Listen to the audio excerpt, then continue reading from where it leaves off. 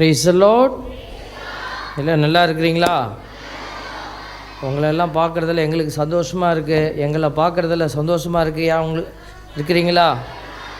சந்தோஷமாக இருக்கிறவங்களாம் இவ்வளோ பேர் இருக்கிறீங்க. எனக்கு என்ன சாமி ஒன்றே பார்க்குறதுல சந்தோஷம் அப்படிங்கிறவங்க மட்டும் சொல்லுங்கள், பிரைஸ் தி லார்ட். பாருடா, எல்லாம் மனசுலேருந்து அப்படியே படக்குன்னு சொல்லிடுறாங்க. மனசில் இருக்கிறத அப்படியே சொல்லிடுவாங்க. அதான் நம்ம மக்கள். எங்களை பார்க்குறதுல சந்தோஷமாக இல்லையா? சந்தோஷம், வெரி குட். இப்போ நம்ம எல்லாம் மலையில் ஏறி வந்திருக்கிறோம். அப்படியே ததக்கா புதக்கான்னு ஏறி வந்திருப்பீங்க இல்லையா? மலை மேல் ஏறி வந்தேன் தகப்பனே, மறுரூபமாகணுமே தகப்பனே. எதுக்கு நம்ம எல்லாம் இப்போ மலை மேலே ஏறி வந்திருக்கிறோம்? மறுரூபமாகணும். Praise the Lord. ஆண்டவர் அதுக்கு தான் இந்த மலையின் மீது உங்களை எல்லாம் கூட்டிகிட்டு வந்திருக்கிறார். மலை மேலே வந்த எல்லாருமே மறுரூபம் ஆயிடுவாங்களா? என்ன எல்லாம் சத்தத்தையே காணோம்? மலை மேலே ஏறி வந்த எல்லாருமே மறுரூபம் ஆயிடுவாங்களா? ஆக முடியாது சாமி. அப்போ யார் மறுரூபம் ஆக முடியும்? ஆண்டவருடைய வார்த்தையை முதல்ல கேட்கணும். அப்புறம் என்ன செய்யணும்? உள்ளத்தில் கொண்டு போய் வைக்கணும். அதுக்கப்புறம் அதை என்ன செய்யணும்? செயல்படுத்தணும். இங்கே மலையில் எல்லாம் கேட்டுட்டு கீழே போய் அது மலையோடு முடிஞ்சு போச்சுப்பா அப்படின்னு நம்ம கீழே வரிஞ்சு கட்டிக்கிட்டு நிற்கப்படாது. மலையில் என்ன கேட்குறோமோ அதை மனசுக்குள்ளே தியானிச்சுக்கிட்டே இறங்கி போய் இந்த ராத்திரி பூரா தியானித்து நாளையிலேருந்து என்ன செய்யணும்? அதை கடைபிடிக்கணும். அவங்க தான் மறுரூபமாவாங்க. Price the Lord. அப்போ இறை வார்த்தையை நீங்கள் கேட்கணுன்னா உயிரோடு இருக்கிறவங்க தான் கேட்க முடியும். செத்து போன பாடி படுத்து கிடக்குது, அதுக்கிட்ட போய் ஐயா எழுந்திரியா அப்பா, எழுந்திரியப்பா அம்மா எந்திரிச்சிருவாங்களா? நம்ம இறந்தவங்க வீட்டுக்கெலாம் போய் பார்த்துருக்கோம்ல, அவங்களாம் அந்த உணர்ச்சி வசப்பட்டு அழுவாங்க. எந்திரி, ஃபாதர் வந்திருக்கிறாரு பாரு, எந்திரி. நான் கூட நினைப்பேன், ஒருவேளை எந்திரிச்சு இப்படி பார்த்தாருன்னா எப்படி இருக்கும்? கூப்பிட்டவங்களாம் ஓடி போயிடுவாங்க. சாமியார் என்ன செய்வாருன்னு தெரியல. அப்போ பாருங்கள், அவங்க கேட்பாங்க இல்லையா? அப்போ கடவுளும் அதே போல் அவங்களுக்கு கேட்காது, அவங்களுடைய உடம்பு ரெஸ்பாண்ட் பண்ண முடியாது. அதே மாதிரி தான் இறை வார்த்தையை யார் கேட்டு ரெஸ்பாண்ட் பண்ணுவா, செயல்படுவா? உயிரோடு இருக்கிறவங்க தான் செய்ய முடியும். உயிரோடு இருக்கிறவங்களாம் சேர்ந்து வலதுகரம் உயர்த்தி சொல்லுங்கள், ஹல்லேலூயா. செத்து போனவங்கெல்லாம் சேர்ந்து சொல்லுங்கள், ஹல்லேலூயா.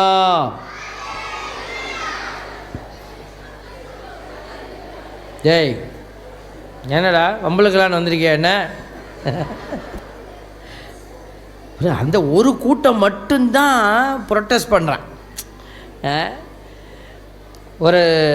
ஒரு ராஜா கிட்ட போய் ஒரு பெரிய அறிவாளி, உன் நாட்டில் நல்ல ஒரு பெரிய அறிவாளி இருக்கிறானான்னு பார்ப்போம்டா அப்படி சொல்லிட்டு ஒரு 4 பொம்மையை வச்சார்.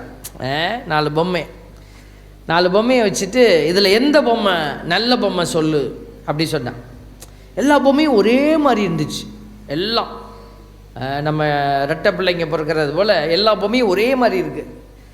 இப்போ எந்த பொம்மை நல்ல பொம்மைன்னு ராஜாவுக்கு கண்டுபிடிக்க முடியல. சுற்றி புத்தி பார்த்தா எல்லா பொம்மையும் நல்ல பொம்மையாக தான் இருக்குது.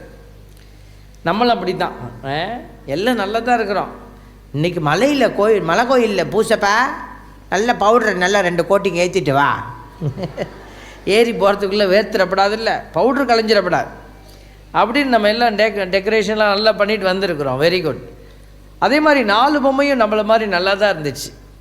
அப்போது எல்லாத்தையும் கேட்குறாரு. எல்லோரும் பார்த்துட்டு இல்லை ஒன்றும் குறையே இல்லையே அப்படி சொல்லிட்டு எல்லோரும் போயிட்டாங்க. அப்போ தான் அந்த நாட்டில் இருக்கிற மதி மந்திரி வந்தார். அவர் தான் மதி மந்திரி, அவர் மூலக்காரர். அவர் பார்த்துட்டு ஒரு விளக்கமாற்று வச்சு கொடுங்கடான்னாரு. இந்த கதை கேட்டிருப்பீங்க நீங்கள், கேட்டது இல்லையா? பரவாயில்ல, இன்னொரு தடவை கேட்டுருந்தா கேளுங்க, கேட்கலன்னா முழுசாக கேளுங்க. கேட்காதவங்க மட்டும் சொல்லுங்கள், பிரைஸ் தி லார்ட். இப்போ இவ்வளோ பேர் கேட்காம இருங்க. கேட்க முடியாதுன்னு சொல்கிறவங்க பிரைஸ் தி லார்ட். பரவாயில்ல, இவ்வளோ பேர் அட்டென்டிவாக இருந்துட்டீங்க. Very good very good. ஒரு குட்டி பிள்ளை வந்து நல்ல நான் இருக்கிறேன்டா இங்கே எல்லாரும் கத்தும் போது நம்ம சத்தம் கேட்க மாட்டேங்குது. அதனால் நம்ம தனியாக கத்துவோமேட்டு தான் குட்டி பாப்பா கத்திட்டாங்க. இப்போ பாருங்க, அவர் ஒரு விளக்கு மாத்து குச்சி எடுத்து என்ன பண்ணாராம், விளக்கு மாத்து குச்சி எடுத்து காதில் விட்டாராம். காது இருக்குல்ல, மொத பொம்மையில் காதில் போவே இல்லை குச்சி. சொன்னார் டிஸ்குவாலிஃபைடு, இது நல்ல பொம்மை இல்லை, ஓரமாக வச்சுட்டார். அடுத்த குச்சியை விளக்கு மாத்து குச்சி எடுத்து அடுத்த பொம்மையில் காதில் விட்டார். அது இந்த காதில் போய் இந்த காதில் வந்துருச்சு குச்சி, இதுவும் நல்ல பொம்மை இல்லை. அப்புறம் இன்னொரு பொம்மையை எடுத்து என்ன பண்ணார், காதில் விட்டார். அது என்ன செஞ்சிச்சு, காதில் போய் வாயில் வந்துருச்சு, அதையும் தூக்கி ஓரமாக வச்சுட்டார். இந்த 4வது பொம்மைக்கு குச்சியை உள்ளே விட்டார். அந்த விளக்கு மாத்து குச்சி உள்ளே போய்கிட்டே இருந்துச்சு, காதுலேயும் வரலை வாயிலையும் வரலை. அது சொன்னார் இந்த பொம்மை தான் நல்ல பொம்மை அப்படின்னார். அப்புறம் கேட்டாங்க, எப்படி நீங்கள் சொல்கிறீங்க, இதை விளக்கி சொல்லுங்கள் அப்படி கேட்டப்போ, இந்த பொம்மை காதுக்குள்ளேயே போகலை, பேசுகிறது கேட்கவே கேட்காது சில பேருக்கு. எல்லாம் நிறைய பேர் நான் பார்த்துருக்குறேன். நான் ஒரு பிரசங்கத்துக்கு போனேன், நல்ல பிரசங்கம் வச்சிடும், அன்றைக்கி ஜோக்கே வரல, கடுமையான ஒரு பிரசங்கம், அப்படியே நல்லா சீரியஸாக வச்சுட்டு இறங்கி வரேன். ஒரு அம்மா, என்ன பிரசங்கம் வச்சிங்க, சிரிப்பான சிரிப்பு, சிரிச்சிட்டே இருந்தேன்னுச்சு. நான் தான் குழம்பி போயிட்டேன். அப்போ பாருங்கள், சில பேர் கேட்குறதே இல்லை. பூசைக்கு ஞாயிற்றுக்கிழமை பூசைக்கு போகிறோமே, பூசைக்கு போய் என்ன செய்யணும், நம்ம இறைவார்த்தை அறிவிக்கப்பட்டது இல்லையா, இறைவார்த்தையை அறிவிச்சுட்டு ஃபாதர் நற்செய்தியை வாசித்த உடனேயும் என்ன சொல்லுவாங்க, ஃபாதர் என்ன சொல்கிறாரு, நீங்கள் என்ன பதில் சொல்லுவீங்க, இதுக்கு வாழ்வுதர கிறிஸ்துவின் நற்செய்தின்னு முன்னாடி சொல்லுவாங்க. இப்போ ஆண்டவரின் அருள்வாக்கு சொல்கிறாங்க, நீங்கள் என்ன சொல்லணும்.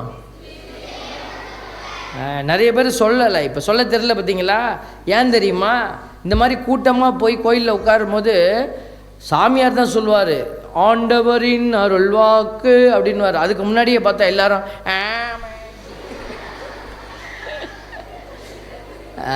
இடம் பத்தாதாமா, அதனால் இடம் பிடிக்கிறதுக்காக முன்னாடியே குந்திக்கிறாங்களாமா, பதில் சொல்லிட்டு தான் உட்காரணும். அப்போ பாருங்கள், நிறைய பேருக்கு காதுக்குள்ளேயே போகிறதில்ல இறைவார்த்தையை, எல்லாம் அப்படியே நின்றுக்கிட்டு ஐயோ மாடை கட்டலாம்னு நினச்சேன், மாடை ஐயோ பாலெல்லாம் குடிச்சிடுமே. இங்கே நின்றுக்கிட்டு மாட்டு கவலை, ஐயோ பாலை கறந்து தட்டு போட்டு மூடாமல் வந்துட்டேன், இந்த பூனை கழுதை எல்லாத்தையும் குடிச்சிட்டு வானே. பாலை பற்றி கவலை, மாட்டை பற்றி கவலை, ஆனால் இந்த இறை வார்த்தையை பற்றி கவலை இல்லை. Price the Lord. வார்த்தையை பற்றி கவலைப்படாதவர்கள், கடவுளும் உன்னை பற்றி கவலைப்பட மாட்டார். வார்த்தையை பற்றி யார் கவலைப்பட்டு ஐயோ இந்த வார்த்தை எனக்கு வேணும் அப்படின்னு நினைக்கிறாங்களோ அவங்க தான் கேட்பாங்க, அவர்களுக்கு தான் கடவுள் பேசுவார். அதனால தான் இந்த வார்த்தை உயிருள்ளது. எப்படிப்பட்டது, செத்து போனவனுக்கு இது போகவே போகாது, உயிருள்ள பிள்ளைகளுக்கு தான் போவோம். Price the Lord. ஆண்டவருடைய வார்த்தை உயிருள்ளது, ஆற்றல் வாய்ந்தது. சொல்லுங்க, இருபக்கம் வெட்டக்கூடிய எந்த வாளினும் கூர்மையானது. பார்த்தீங்களா, இது எங்கே இருக்குது இந்த பகுதி? வெரி குட், கை தட்டுங்க அக்காவுக்கு. எபிரேயர் 4:12. இது நைட்டு ஹோம்ஒர்க்கு. வீட்டில் போய் எல்லாரும் இந்த வாரத்தில் அடுத்த ஒரு வாரம் முடியாது, நீங்கள் அடுத்த மலைக்கு ஏறும்போது இந்த இறைவார்த்தையை சொல்லிக்கிட்டே ஏறணும். எபிரேயர் 4:12 சொல்லிக்கிட்டே மேலே ஏறி வரணும். செய்வீங்களா? செய்கிறவங்களுக்கு ஆண்டவர் மோட்சத்தை எழுதி வச்சிருவார். Price the Lord. தேவ பிள்ளைகளே, அந்த பாருங்கள், அந்த பொம்மையில் பொம்மையில் வார்த்தை உள்ளே போகலை, குச்சி உள்ளே போகலை. அப்போ இவங்கெல்லாம் யார்? வார்த்தையை கேட்காதவங்க. 2வது பொம்மை இப்படி போய் இப்படி வந்துருச்சு, இவங்க கேட்டு இப்படி விட்டுருவாங்க. இப்போ வாசித்தோம்ல, ஃபாதர் வாசித்தாங்கல்ல, எங்கேருந்து என்ன நற்செய்தி வாசித்தாங்க? மத்தேயு நற்செய்தி. Very good. கொஞ்சம் பேர் சொல்லிட்டாங்க. தனியாக கூப்பிட்டு கேட்டோம்னா ஆண்டோடைய வார்த்தையை தான் பாதார் வாசிப்பார். அதான் ஆண்டோடைய வார்த்தை தான். என்ன வார்த்தை? எல்லாம் நல்ல வார்த்தை தான். அதான் நல்ல வார்த்தை தான். எங்கேருந்து வாசித்தார்? எல்லாம் பைபிள்லேருந்து தான் வாசித்தார். எல்லாத்துக்கும் பதில் வரும், ஆனால் ஒரு பதிலும் சரியாக இருக்காது. பாருங்கள், மத்தேயு என்ன வாசிச்சாங்கன்னு கேட்டால் லேட்டாகவும் பரவாயில்ல. அப்போ நம்ம கேட்கணும், கேட்டுட்டு இங்கிட்டு விட்டுடக்கூடாது, பிடிச்சி வைக்கணும். அப்போ இந்த பொம்மை மாதிரி இருந்தால் நம்ம மாற்றிக்கணும். 3வது பொம்மை இப்படி போய் எப்படி வந்துருச்சு? வாயில் வந்துருச்சு. அதாவது காதில் கேட்குறாங்க, ஆனால் வாயில் லொடன்னு பேசி ஆசீர்வாதத்தை இழந்துடுறாங்க. நல்ல பூசை பார்த்துட்டு நல்லா திருப்பலியை ஒப்பு கொடுத்துட்டு வீட்டுக்கு போன உடனேயும் அங்கே போனால் ஒரு பிசாசு காத்திருக்கும். நீ பெற்றுக்கொண்டு வர ஆசீர்வாதத்தெல்லாம் பிடுங்கிறதுக்காக பிசாசு காத்திருக்கும். பிசாசு பார்த்துருக்கீங்களா? பார்த்துருக்கீங்களா? பார்த்தது இல்லையா?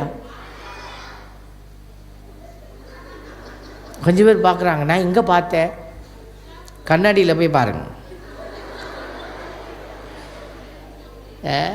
அப்பப்போ நம்ம பிசாசு மாதிரி பிள்ளைகளை திட்டுறது.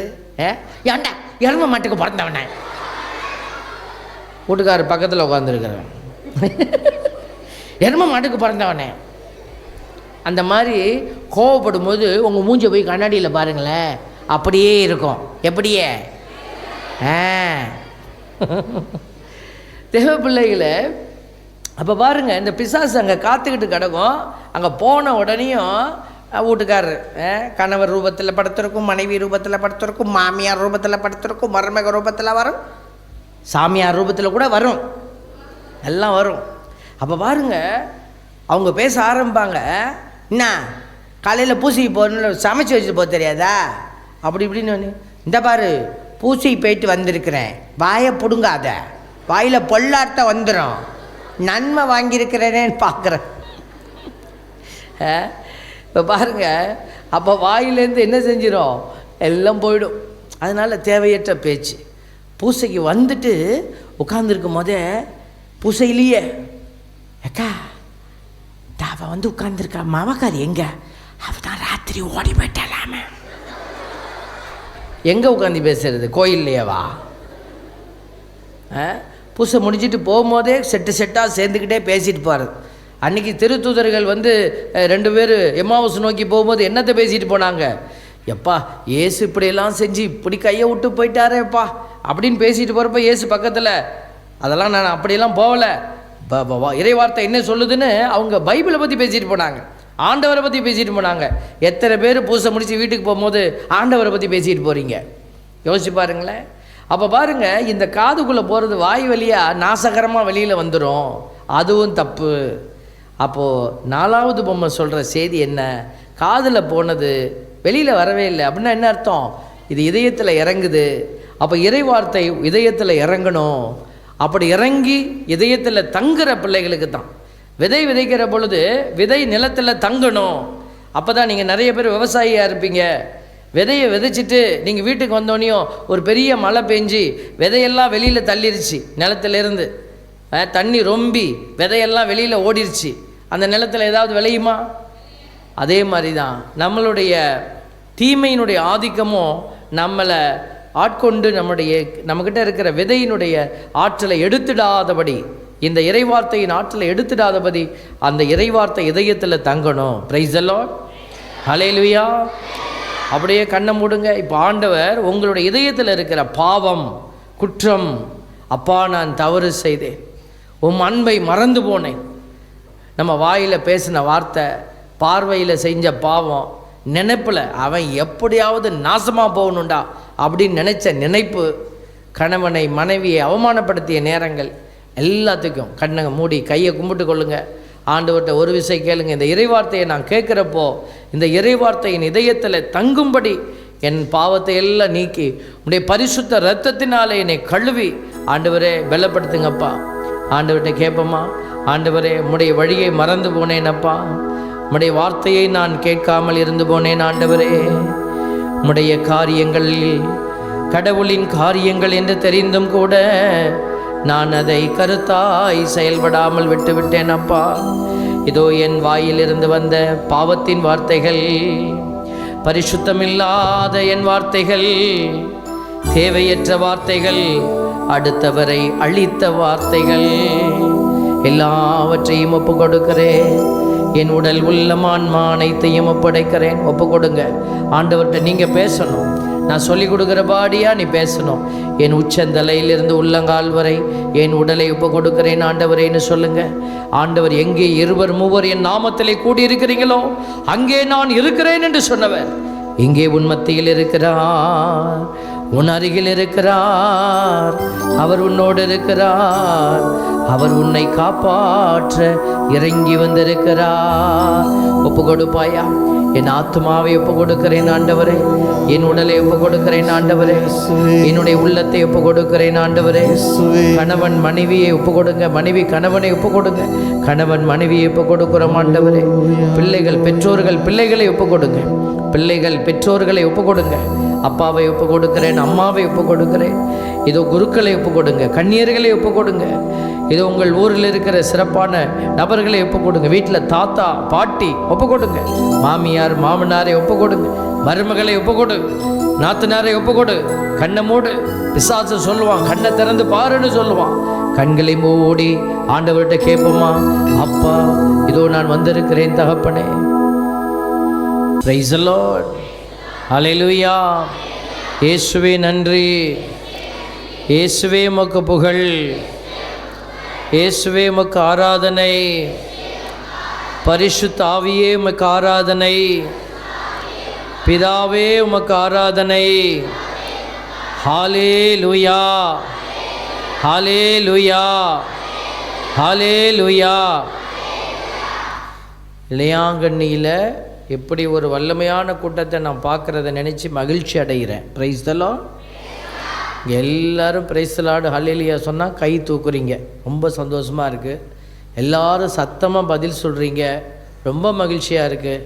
உண்மையாலுமே பங்கு தந்தை இன்னும் உங்களை உருவாக்கின ஒவ்வொரு பணியாளர்களுக்கும் நம்முடைய சிறப்பான ஜெபங்களும் நன்றிகள்.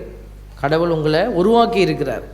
நீங்கள் எல்லாம் கடவுளுடைய பிள்ளைகள். கண்டிப்பாக ஆண்டவர் 2வது வருகையும் போது வந்தாருன்னா இந்த ஊரை கூட சூஸ் பண்ணலான்னு நினைக்கிறேன். Price the Lord. ஆமாம் தேவ பிள்ளைகளை பாருங்கள், ஆண்டவர் இன்றைக்கி நற்செய்தியில் வாசித்தார் பார்த்தீங்களா? என்ன வாசித்தார்? ஒரு இளைஞன் வந்து கேட்குறான், நான் என்ன செய்யணும் போதகரே? நிலை வாழ்வை பெற்றுக்கொள்வதற்கு நான் என்ன நன்மை செய்ய வேண்டும்?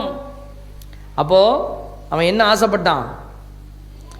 நிலை வாழ்வுக்குள்ளே போகணும். நிலை வாழ்வுனா என்ன? நிலை வாழ்வுனா அதுக்கு முடிவே இல்லாத ஒரு வாழ்வு.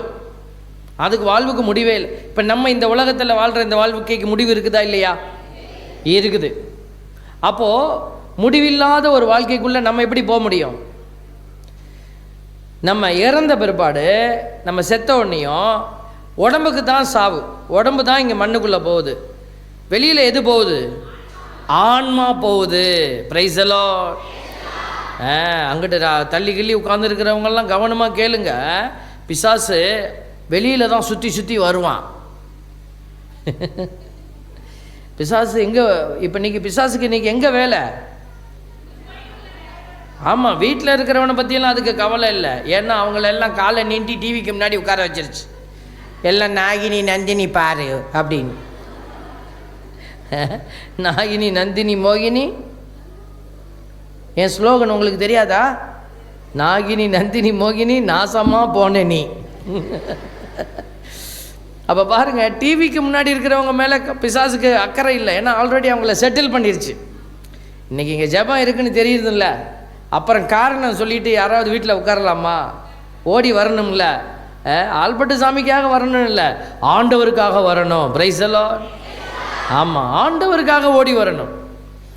ஆண்டவர் உனக்காக காத்திருக்கிறார். எப்படி காத்திருக்கிறார்? 2 கரத்தை விரித்து காத்திருக்கிறார். 2 கரம் விரித்தவராய், இதயத்தை திறந்தவராய் இறைவன் இருக்கின்றார், இனியும் தாமதமே. அடுத்த முறை வரும்போது 2 கைக்கு 2 ஆளையாவது பிடிச்சிட்டு வாங்க. Price the Lord.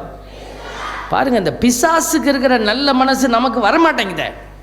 ஒரு பிசாசு வந்து பார்த்துச்சான், அந்த இடம் கூட்டி சுத்தமாக இருக்கிறத பார்த்துட்டு போய் எத்தனை பிசாசை கூட்டிகிட்டு வந்துச்சான் பார்த்தீங்களா? இதுக்கு மட்டும் நல்லா தெரியுது. அப்போ நம்ம 7 பேரை கூட்டி வர முடியலனாலும் விரலுக்கு ஒருத்தரை கூட்டிகிட்டு வரணும். ஆனால் விரலுக்கு ஒருத்தரை கூப்பிடலைனாலும் கைக்கு ஒருத்தரையாவது கூட்டிகிட்டு வரலாம்ல. ஆட்டோவில் வச்சு ஏற்றி தள்ளி தூக்கிட்டு வாங்க, தூக்கிட்டு வந்து போடுங்க. இங்கே ஆண்டவர் எல்லாரையும் தொடுவார். Price the Lord. ஆண்டவர் விடுவிப்பார். ஹல்லேலூயா. மனுஷன் விடுவிக்க போறதில்ல, ஆண்டவருடைய வார்த்தை விடுவிக்கும். 38 வருஷமா ஒருத்தன் குளத்து பக்கத்தில் படுத்து கிடந்தான். ஏசு பார்க்குறாரு, ஏப்பா நான் பல நாளாக பார்க்குறேன், இங்கேயே படுத்து கிடக்கிற, உன் பிரச்சனை என்ன? அவன் சொன்னான், ஐயா இந்த குளம் கலக்கப்படும். அது ஒரு ஐதீகம் இருந்துச்சு. வானதூதர் வந்து ஒரு நாள் இந்த குளத்தை என்ன செய்வார்? கலக்குவார். அப்போ யார் முதல்ல இறங்குறாங்களோ அவங்க சுகமடைவாங்க. எல்லாரும் அவங்கவுங்க ஆட்களை வச்சு தூக்கி போட்டு அவங்க சுகமடைஞ்சிடுறாங்க. என்னைய தூக்கி போட ஆளே இல்லை, நான் யாரும் இல்லாத மனுஷனாக கிடக்கிறேன் அப்படின்னா. Price the Lord. என் தேவ பிள்ளையே, உனக்கு யாரும் இல்லை என்று நீ நினைச்சினா உனக்கான இடம் இந்த இடம். Price the Lord. யாரும் இல்லை இயேசுவே, யாரும் இல்லை இயேசுவே, உம்மை தவிர எனக்கு யாரும் இல்லை இயேசுவே. பாடுங்க. யாரும் இல்லை இயேசுவே, யாரும் இல்லை இயேசுவே, உம்மை தவிர எனக்கு யாரும் இல்லை இயேசுவே. ஆண்டவர் சொல்றார், உனக்கு நான் இருக்கிறேன், உனக்காக நான். அன்னைக்கு அந்த மனுஷன்ட்ட ஆண்டவர் சொன்னார், கவலைப்படாத, நான் உன்னைய தூக்கி அந்த தண்ணியில் போடுறேன். அப்படி சொன்னாரா? அப்படி சொன்னாரா? இல்லை. அவன் சொல்லிட்டான் மனசில் இருக்கிறத. அவர் சொன்னார், கவலைப்படாத, எனக்கு அந்த தண்ணியும் தேவையில்லை, அந்த கலக்கிறதும் தேவையில்லை. ஏன்னா எனக்கிட்ட எல்லா அதிகாரமும் இருக்கிறது. நான் உனக்கு சொல்லுகிறேன், எழுந்து படுக்கை எடுத்துக்கொண்டு நட. அவன் எழுந்து நடந்தான்.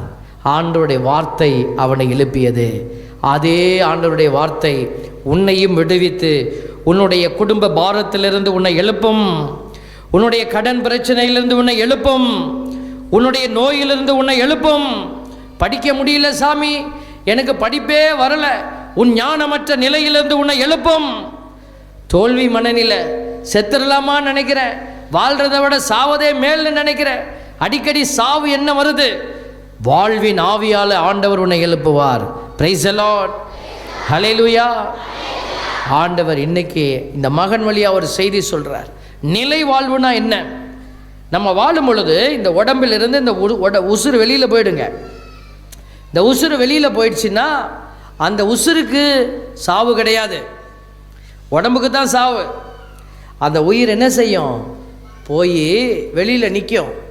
அப்போ யார் வரணும் நம்மளை கூட்டிகிட்டு போகிறதுக்கு? ஆண்டவர் ஆட்கள் அனுப்பி வைப்பார். யார் அனுப்புவார்? புனிதர்களை அனுப்பி வைப்பார். அன்னை மரியாள் அனுப்பி வைப்பார். அதுக்கு தான் இந்த அன்னை மரியாளுடைய இந்த பீடத்தில் வார்த்தையை வாழ்வாக்குற பிள்ளைகளுக்கு மாதாம்மா ஓடி வருவாங்க. என் மகன் சொல்வது போல செய்யுங்க அப்படின்னு சொன்னாங்க இல்லையா? யாரெல்லாம் அந்த மகன் சொல்கிறாரு அதனால் செய்கிறோம். இப்போ நான் இங்கே நிற்கிறேன், நான் வந்து இங்கே நிற்கிறேன். எதுக்கு நான் இப்படி நிற்கணும்? நான் இப்படி வந்து இப்படி அங்கேயெல்லாம் போட்டுக்கிட்டு சாமியாராக நிற்கணும்னு எனக்கு என்ன இருக்குது? எனக்கு என்ன இருக்குது? எனக்கு மட்டும் என்ன பர்சனல் ஆசையா? கடவுள் சொன்னார் வாடா அப்படின்னாரு, வந்தேன். இந்த ஃபாதர் இருக்கிறாரு, இந்த அங்கே ஒரு சாமி உட்கார்ந்துருக்கிறார், சிஸ்டர்ஸ் இருக்கிறாங்க. இப்போ எங்கள் அழைத்தல் வாழ்க்கையெல்லாம் ரொம்ப கஷ்டமான வாழ்க்கை. நீங்கள் பாருங்கள், கஷ்டமான வாழ்க்கை தானே இல்லையா? கொஞ்சம் பேர் மறைக்கிறாங்க, இவங்களுக்கு என்ன கஷ்டம், பிள்ளையா குட்டியா, இவங்களுக்கு என்ன கஷ்டம், வெள்ளையும் சொல்லியுமா அப்படியே அலையிறாங்க தின்னுபிட்டு. அதனால இன்றைக்கி நிறையா பேர் சாமியாரை பற்றியே வீட்டில் குறை பேசுகிறாரு, திட்டுறாரு. சிஸ்டரை பற்றி சாமியாரை பற்றி திட்டுறவங்களாம் சொல்லுங்கள் பிரைஸ் தி லார்ட்.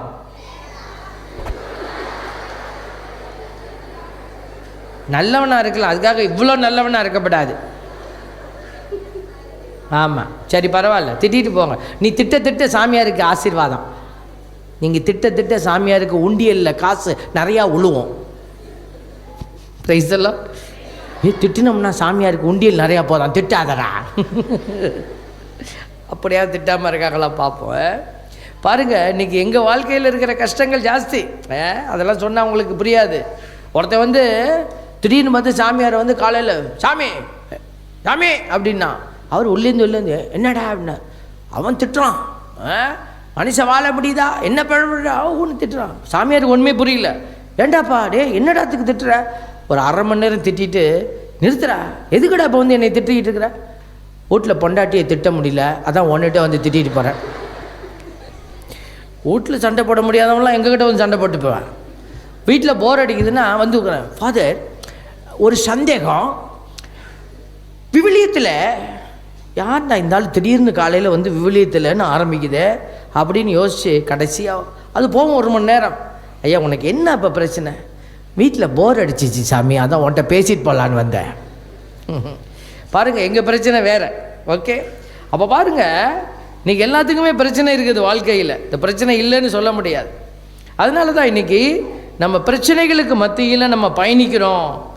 குடும்ப பாரம், குடும்ப பிரச்சனை, குடும்பத்தில் பிள்ளைகளால், கணவனால், மனைவியால், இந்த பிரச்சனைகள் எல்லாம் நம்ம ஆதாயமாக மாற்றிக்கொண்டோம் அப்படின்னா அது உங்களுக்கு ஆசீர்வாதம். இதை நீங்கள் சாபமாக மாற்றிட்டீங்கன்னா அது உங்களுக்கு சாபம். அப்போ இந்த ஆத்மா வெளியில் போய் ஆண்டவர்கிட்ட போகணுன்னா அதுக்கு அன்னை மரியாள் துணை வரணும். அன்னை மரியாள் வந்து உங்களை கூட்டிகிட்டு போகிறதுக்கு, ஏன்னா அங்கே இடம் தெரியாது, அன்னை மரியாள் கூட்டிகிட்டு போகணும், புனிதர்கள் கூட்டிகிட்டு போகணும். சாவு நமக்கு பூச வைக்கும் போது ஒரு பாட்டு பாடுவாங்க, பார்த்துருக்கீங்களா? இறைவனின் புனிதர்களே துணையாய் நீர் வருவி, தேவனின் தூதர்களே எதிர்கொண்டு வருவி. நம்ம ஆத்மா வழி தெரியாமல் ஐயோ இங்கிட்டு போகிறதா அங்கிட்டு போகிறதா எங்கிட்டு போகிறதுன்னு தெரியலன்னு அப்படியே அங்கலாய்த்து நிற்கும் போது ஒரு வான தூதர்களின் படை, புனிதர்களினுடைய திருக்கூட்டம் உங்களுக்கு முன்னாடி அப்படியே வந்து வாயா அப்படி கூப்பிட்டா எப்படி இருக்கும்? சந்தோஷமாக இருக்குமா இல்லையா? என்ன சந்தோஷமாக இருக்குமா இல்லையா? இப்போவே போய் அந்த சந்தோஷத்தை பார்க்க ஆசைப்படுறவங்க மட்டும் சொல்லுங்க. இப்போவே நான் போய் அதை பார்க்கணும் சாமி, ஆசை இருக்குதா? இப்போவே போகணும்னு சொல்கிறவங்க மட்டும் பிரைஸ் எல்லாம் பர்றா. நிறைய பேர் ரெடியாக இருக்கிறீங்க. இரு அங்கே லைனில் நிறைய நிற்கிறாங்க. அதெல்லாம் டிராஃபிக்லாம் முடிச்சா தான் ஆண்டவர் கூப்பிடுவார். நீ ஒழுங்காக வாழலை அப்படின்னா என்ன செய்ய முடியாது, அங்கே போக முடியாது. அப்போ உன்னை கூட்டிகிட்டு போகிறதுக்கு வேறு யார் வந்து நிற்பா? பிசாசு வந்து நிற்கும். பைபிள் அதான் சொல்லுது, ஒரு மனுஷனுக்கு வாழ்வு சாவு அப்படின்னா என்ன தெரியுமா? பைபிளின் படி இந்த உலகத்தில் நல்லவனும் வாழ்கிறான், கெட்டவனும் வாழ்கிறான். நல்லவனும் சாவுறான், கெட்டவனும் சாவுறான். நீங்கள் வித்தியாசத்தை பெருசாக பார்க்க முடியாது. எல்லாருமே சாவுறாங்க, கெட்டவனும் நல்லவனும் வாழ்ந்து சாவுறாங்க. ஆனால் பைபிள் சொல்கிற வாழ்வு சாவுங்கிறது இந்த உலகத்தில் உடம்பு சந்திக்கிற சாவு இல்லை, இந்த உடல் சந்திக்கிற சாவு இல்லை, ஆத்மா சந்திக்க போகிற சாவு, ஆத்மா சந்திக்க போகிற வாழ்வு. இறந்தோடனே இந்த ஆத்மா வெளியில் அப்படியே போவோம். இது ஆண்டவர்கிட்ட போச்சுன்னா, வானதூதர்கள் புனிதர்கள் தூக்கிக்கிட்டு ஆண்டவர்கிட்ட கொண்டு போய் நிப்பாட்டினாங்கன்னா அதுக்கு கிடைக்கிறது வாழ்வு. இந்த ஆத்மா பிசாசு தூக்கிட்டு போச்சுன்னா அதுக்கு கிடைக்கிறது சாவு. அதனால தான் இந்த நிலை வாழ்வுங்கிறது, இந்த ஆத்மா ஆண்டவர்கிட்ட போகிறவங்கலாம் என்ன செய்கிறாங்க? காத்திருக்கிறாங்க. மோட்சம் அப்படிங்கிற இடத்துல எல்லாரும் வெயிட்டிங் பிளேஸ். அது மோட்சம்னு நீங்கள் நினச்சிக்க கூடாது அதுதான் பர்மனெண்ட்டு அப்படின்னு. அங்கே எல்லாரும் ஆண்டவர் எந்த துன்பமும் இல்லாமல் அவங்க அந்த ஆத்மாக்கள் அங்கே நித்திய இலைப்பாட்சியில் இருக்கிறாங்க. எதுக்கு அங்கே எல்லாத்தையும் கடவுள் சேர்த்துக்கிட்டு இருக்கிறாரு? ஆபிரகாம்லேருந்து எல்லாரும் அங்கே இருக்கிறாங்க. அப்போ எல்லாரும் சேர்ந்த பிறகு கடைசியாக கடவுள் என்ன செய்வார்? தன்னுடைய அரசாட்சியை உருவாக்க போகிறார். தன்னுடைய புது அரசை உருவாக்குவோம் போது இவங்களெல்லாம் கூட்டிகிட்டு வருவார். இவங்களை வச்சு தான் அந்த அரசை உருவாக்க போகிறாரு. Price the Lord. அந்த அரசு எப்படி இருக்க போகுது? புதிய அரசு. இயேசுசாமி உயிர்த்த பிற்பாடு அங்கே வந்து காட்டினார் உயிர்த்த உடல். கதவெல்லாம் பூட்டி இருந்துச்சு, இயேசு உள்ளே போயிட்டார், போக முடிஞ்சிச்சு. இப்போ நீங்கள் போக முடியுமா? உங்கள் வீடு பூட்டி இருக்கு, நீங்கள் வீட்டில் வேகமாக போய் பாருங்கள். இயேசு போயிருக்கிறாருங்க, சொல்லியிருக்கிறார் ஒரு நாளைக்கு போக முடியும்னு. அப்படின்னு நீங்கள் வேகமாக போய் பூட்டி இருந்த செவத்துக்குள்ளே அப்படி போய் பார்ப்பேன். என்ன நடக்கும்? மூக்கில் ரத்தம் வந்துடும். போக முடியாது. ஏன்னா இந்த உடல் இந்த கட்டமைப்புக்கு கட்டுப்பட்டு கிடக்குது. அது இதெல்லாம் கடந்த உடல், இயேசுவின் உடல். காட்டிட்டு போயிருக்காரு சாம்பிள். இயேசு காட்டிட்டு போனார், உனக்கு இதையும் தெரிஞ்சுக்கோ, நான் கொடுக்க போகிற உடல் இப்படி தான் இருக்க போகுது, உன்னை எதுவும் கட்டுப்படுத்தாது, நீ நினச்சின்னா இங்கே இருப்ப, அதுக்கு பசிக்காது, அதுக்கு எல்லை இல்லாதது. இப்போ இங்கே உட்காந்துருக்குறீங்க. நான் மத்தியானம் 1 மணிக்கு வண்டி எடுத்தேன், இங்கே வந்து சேரும்போது 4:30 மணி. அவ்வளோ நேரம் நாங்கள் வண்டியில் உட்கார வேண்டியிருந்துச்சு. பஸ்ஸில் பயணிக்கணும், காரில் பயணிக்கணும். ஆனால் அந்த ஆத்மா, அந்த உடல் கிடைச்ச பிற்பாடு நீ நினச்சின்னா எங்கே வேணாலும் போகலாம். கடவுள் உனக்கு அப்படிப்பட்ட ஒரு அபிஷேக உடலை கொடுக்க போகிறாரு.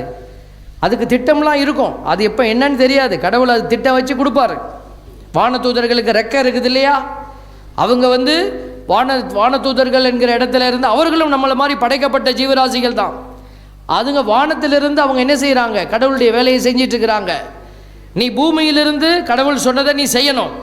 அப்படி செய்யும் போது கடவுள் அவர்களுக்கும் ஒரு உயர்வை கொடுப்பாரு, நமக்கும் ஒரு உயர்வை கொடுப்பாரு. Price the Lord. இதைத்தான் நிலை வாழ்வுன்னு சொல்லப்பட்டிருக்கிறது. நான் கோயிலுக்கெல்லாம் போகிறதில்ல சாமி, இந்த சத்தம் கேட்கும் எனக்கு இப்போ இதில் ஸ்பீக்கரில், நான் வீட்டில் படுத்துக்கிட்டு கட்டிலில் அப்படி படுத்துக்கிட்டே கேட்பேன். உடம்பு சரியில்லை, வயசாகி போயிடுச்சு, இதெல்லாம் ஓகே, இவங்கெல்லாம் கேட்கலாம் படுத்துக்கிட்டு. நல்லா காலையிலேருந்து சாயந்தரம் வரைக்கும் நீ போய் நிலத்தில் வேலை செய்வ, ஓடி ஆடி வேலை செய்வீங்க. வயிறே தெய்வம், வயிற்றுக்காக ஓடுவ. ஆண்டவர்கிட்ட வரணும், கோயிலுக்கு வரணும்னு சொன்னால் உனக்கு மூளையில் வேலை செய்யும் பிசாஸ்.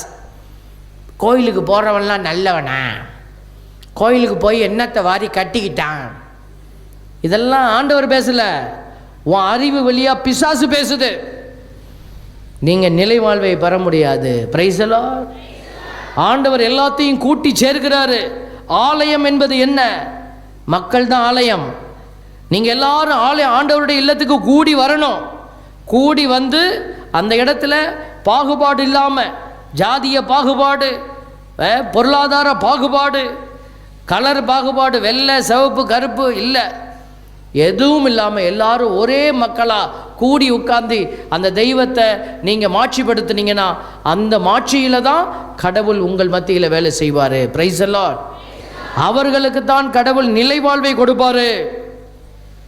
அந்த தெய்வம் பாருங்க, இந்த மகன் வழியா நமக்கு ஒரு செய்தி சொல்கிறாரு. நிலை வாழ்வை பெற்றுக்கொள்ளணும்னா கட்டளைகளை கடைபிடிக்கணும். நிறைய கட்டளை இருக்குது. இதில் முக்கியமான கட்டளை கோயிலுக்கு வரணும், மலையில் ஏறணும், உடலை வருத்தணும்னா வருத்தணும். உடல் வருத்தம் இல்லாமல் பாவத்திலிருந்து நீ தப்பிக்க முடியாது. சில பேர் சொல்லுவாங்க சஃபரிங், ஏதாவது ஃபாஸ்டிங் இன் ஸ்பிரிட்.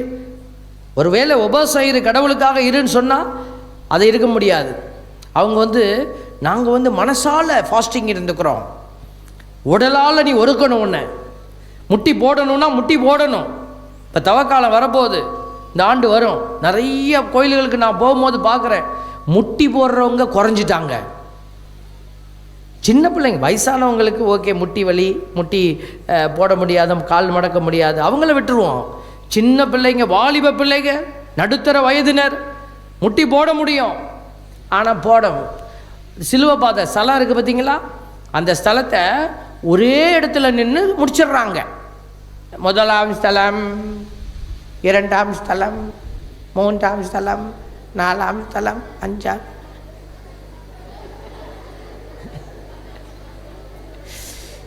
என்ன கொடுமை சார் இதெல்லாம், கடவுளுக்கே அடுக்காது. Price the Lord. முட்டி போடணும்னா முட்டி போடணும், எந்திரிச்சு நிற்கணும்னா எந்திரிச்சு நிற்கணும், கையை தூக்கணும்னா நல்லா தூக்கணும். பரலோகத்து மந்திரம் சொல்லும்போது கரங்களை உயர்த்தி அப்படின்னு, இத்தனை சென்டிமீட்டர் உயர்த்தி அப்படின்னு போட்டிருக்கா. கரங்களை உயர்த்தணும்னா எனக்கு நல்ல இந்த ஷோல்டர் நல்லா இருக்குது, நான் கையை எப்படி தூக்கலாம், நம்ம இப்படி தூக்கணும். ஆனால் கை வராது. ஏன்னா மனசு குறுகி இருக்குது. மனசு உயர்ந்திருந்தால் உன் கை உயரும். கையை தூக்கும் போது ப்ரேயர்லலாம் நாங்கள் கை தூக்க சொல்லுவோம். இப்போ இங்கே தான் நல்ல பேர் தூக்கிறீங்களே, சந்தோஷம். மற்ற இடங்களில் தூக்க மாட்டாங்க, கையை தூக்குனா வெக்கம். நானும் அப்படி தான், இப்படி கூட்டத்தில் உட்காந்துருக்கும் போது கையை தூக்க மனசே வராது. பிசாசு அப்போ தான் சொல்லுவான், கையை தூக்காத, எல்லா பொம்பளை புள்ளியும் ஒன்றை தான் பார்க்குது. அப்படியே வெக்கமாக இருக்கும். அண்ணன் இப்படி கீழே வச்சுப்பேன், இப்படி கை இவ்வளோ தான் வரும், கண்ணை இறுக்கி மூடியிருப்பேன், இவ்வளோ தான் தூக்குவேன். அப்போ புரியாத ஒரு உண்மை இப்போ புரியுது. பிசாசு சொன்னிச்சு எல்லா பொம்பளை புள்ளியும் உன்னையை தான் பார்க்குதுன்னு. இப்போ தான் புரியுது ஒருத்தையும் நம்மளை பார்க்கலன்னு. யாராவது ஒரு ஆள் பார்த்துருந்தா நான் இப்படி வந்து நிற்பேனா? ஒருத்தர் கூட வந்து சொல்லலை, என்னது ஐ லவ் யூ, ஒருத்தர் கூட சொல்லலை எனக்கு.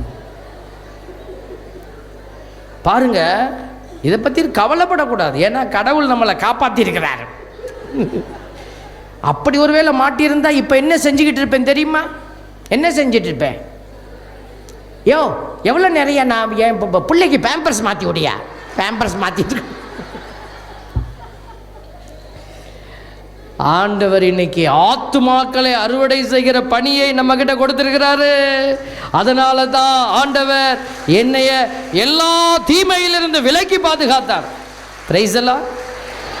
இதைத்தான் தெரிவுன்றோம். சாமியை தெரிந்தெடுத்தார், என்னையை தெரிந்தெடுத்தார். அந்த சாமி சிஸ்டரு எதுக்கு தெரிந்தெடுக்கிறார்? அதுக்காக அந்த ஏரியா தப்பான ஏரியா இல்லை, அதுவும் சரியான ஏரியா தான். பிரைஸ் எல்லாம். அதனால பாருங்க, இதெல்லாம் நம்ம கேட்கணும், நம்ம மாறணும். கடவுள் எல்லாத்துக்கும் திட்டம் வச்சிருக்கிறாரு. நான் இங்கே நிற்கிறதுக்கு திட்டம், நீங்கள் அங்கே உட்காந்துருக்கிறதுக்கு திட்டம். நான் இங்கேருந்து அங்கே பார்த்துட்டு பாரு எல்லாம் சொடி சொடியாக வர்றாங்க, நம்மளை மட்டும் கடவுள் இப்படி தனியாக நிப்பாட்டிட்டாரு அப்படின்னு நான் கவலைப்பட முடியுமா? நானும் கவலைப்படக்கூடாது, நீங்களும் அங்கிருந்து கவலைப்படக்கூடாது. ஏன்னா நான் இங்கே நிற்கணுங்கிறது கடவுளுடைய திட்டம், நீ அங்கே நிற்கணுங்கிறது கடவுளுடைய திட்டம். பிரைஸ் எல்லாம். ஆண்டவர் திட்டங்களை கொடுக்கிறவரும் அவரே, அந்த திட்டத்தை நிறைவேற்ற உதவி செய்கிறவரும் அவரே. ஆண்டவர் சொல்றாரு பாருங்க, நிலை வாழ்வு ஒன்று உண்டு. அந்த வாலிப இளைஞனுக்கு எப்படியா தெரிஞ்சிருச்சு, அப்பா நிலை வாழ்வுன்னு ஒன்று இருக்குதுயா, அது எப்படியாவது பிடிச்சிடணும். அவன் கேட்குறான், நிலை வாழ்வு பெறதுக்கு நான் என்னப்பா செய்யணும்? இயேசுசாமி கட்டளைகளை கடைபிடினாரு. அதுதான் ஃபஸ்ட்டு ஸ்டெப்பு. கட்டளையில் நீ கடைபிடிக்கிறீங்களான்னு பாருங்க. அடுத்தது அவன் சொன்னான், நான் எல்லாம் செய்கிறேன்ப்பா அப்படின்ட்டான். அடுத்தது அவர் சொன்னார், உங்ககிட்ட இருக்கிறதெல்லாம் என்ன செய்யணும், நீனு இழக்கணும். உங்ககிட்ட நீ பிடிச்சி வச்சிருக்கிற இல்லையா, இதெல்லாம் என்னை காப்பாற்றோன்னு, அதை இழக்கணும். அதைத்தான் சுருக்கமாக சொன்னார். ஒன்றுகிட்ட இருக்கிறத விற்று என்ன செய்ய, ஏழைகளுக்கு கொடுத்துட்டு வா அப்படின்னாரு. ஏழையருக்கு கொடும், அப்பொழுது விண்ணகத்தில் நீர் செல்வராயிருப்பீர். பார்த்தீங்களா, அவ்வளோ அழகாக ஆண்டவர் அவனை வழி நடத்தினார். அந்த மனுஷன் எப்படி போனான்? அவர் சொன்னதை கேட்ட அந்த இளைஞர் வருத்தத்தோடு சென்று விட்டார், ஏனெனில் அவருக்கு ஏராளமான சொத்து இருந்தது. Price the Lord. இப்போ நீங்கள் இவ்வளவு சத்தமாக எல்லாம் ரெஸ்பாண்ட் பண்ணுறீங்க, இப்போ நான் சொல்ல போகிறதுக்கு ரெஸ்பாண்ட் பண்ணுங்க பார்ப்போம். ஆண்டவர் சொல்லியிருக்கிறாரு, உங்ககிட்ட இருக்கிறதெல்லாம் கொடுத்துருன்னு. இப்போ நான் சொல்கிறேன், கழுத்தில் காதில் போட்டிருக்கிறதெல்லாம் கழட்டி சாமியாட்ட கொடுத்துட்டு போயிரு. கொடுப்பீங்களா?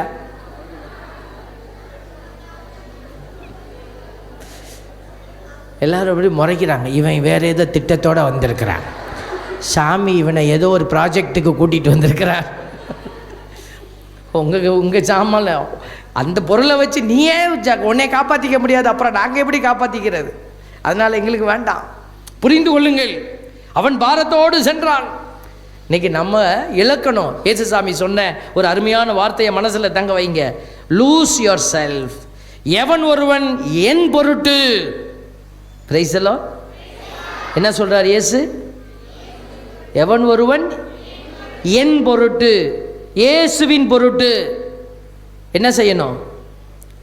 இழக்கிறானோ அவன் வாழ்வை ஆதாயமாக்கி கொள்கிறான். பார்த்தீங்களா? அப்போது நம்ம இந்த இழப்பு என்பது இயேசுவின் பொருட்டு. இப்போ நாங்கள் இழந்து நிற்கிறது எதுக்கு? இயேசுவின் பொருட்டு.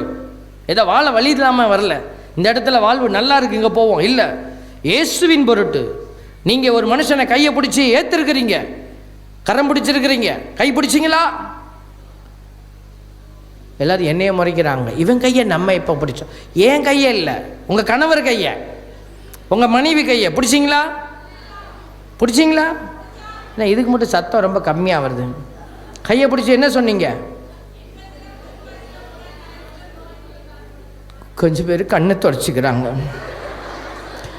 இந்த கன்றவையெல்லாம் ஏன் சாமி ஞாபகப்படுத்துகிறேன்? அதெல்லாம் மறந்து பல வருஷம் ஆச்சு சாமி.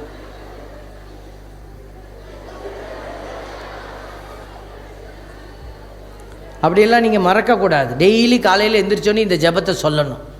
எந்த ஜெபத்தை? இன்பத்திலும் துன்பத்திலும் உடல் நலத்திலும் நோயிலும் நான் உனக்கு பிரமாணிக்கமாயிருந்து என் வாழ்நாள் எல்லாம் வாழ்நாள் எல்லாம். இப்போல்லாம் கல்யாணம் ஆகி 3 மாதத்துலேயே வாழ்நாள் முடிஞ்சிடுது. நோ, ஆண்டவர் முன்னாடி நீ கைப்பிடிச்சின்னா அங்கே தான் இருக்குது உன்னுடைய வாழ்வினுடைய அர்த்தம். அதைத்தான் ஆண்டவர் சொல்கிறாரு, இழப்புன்னு சொல்கிறாரு. அன்னை மரியாளுக்கு ஒரு அழைப்பு வந்தது. என்னது? சூசையப்பரை நீ கையை பிடிக்கணும். ஆனால் கணவனா இல்லை, கணவன் மாதிரி வச்சுக்கோ. பார்த்தீங்களா, கடவுள் திட்டத்தை வச்சார். அது ஒரு சிறப்பு திட்டம். கணவனாக இருந்து செயல்படுவார், இயேசுவுக்கு தந்தையாக இருந்து செயல்படுவார். ஆனால் தூய ஆவிதான் தந்தை. அவருக்கு ஒரு சிறப்பு திட்டம், எங்களுக்கு ஒரு சிறப்பு திட்டம், உங்களுக்கு ஒரு சிறப்பு திட்டம். அப்போ அந்த திட்டத்தின்படி நீ கையை பிடிச்ச.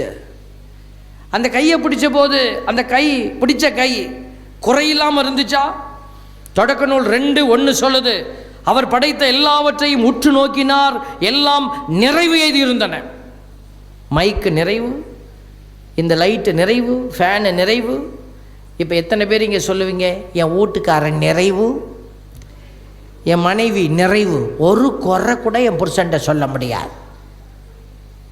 இப்படி கேட்டால் நீங்கள் சொல்ல மாட்டீங்க. இன்னும் இப்படி கேட்குறேன். இப்போ கடவுள் உங்கள் முன்னாடி நிற்கிறார். உனக்கு ஏதாவது வரம் வேணும்னா கேளு தரேன் அப்படின்னு அவர் ஒரு பர்மிஷன் கொடுத்தாருன்னா, ஒரு பெரிய கிஃப்ட் கொடுத்தாருன்னா, எத்தனை பேர் அடுத்த ஜென்மம்னு ஒன்று இல்லை இருந்ததுன்னா அடுத்த ஜென்மத்திலையும் இதே புருஷனை கொடுங்க ஆண்டவரே, இதே பொண்டாட்டியை எனக்கு கொடுத்துருங்கன்னு கேட்டு வாங்கிப்பீங்க? இது அடுத்த ஜென்மத்தில் இதே புருஷன் வேணும், இதே பொண்டாட்டி வேணும்னு எத்தனை பேர் கேட்டு வாங்குவீங்கன்னு கேட்குறேன். கேட்குறவங்க மட்டும் கை தூக்கி காட்டுங்க. 1 2 3. போதும் போதும் போதும். ஒரு அம்மா அப்படி தான் தூக்குனாங்க. மூஞ்செல்லாம் பார்த்தா பயம். அப்படி தூக்குனாங்க. நான் பூசை முடிச்சு கேட்டேன், என்னம்மா ரொம்ப ஒரு மாதிரி பீதியாகி தூக்குனீங்களேன்னு. அடையா சாமி, நீ வேற, அவன் பக்கத்துலேயே உட்காந்துருக்குறா சாமி, கேட்டு விட்ட நீ வேற, வீட்டில் போய் அடிப்பேன் சாமி, எவனடி நினச்சிட்டு உட்காந்துருக்குற, பட்டு புடவை வாங்கி கொடுத்தேன்னு அடிப்பான்.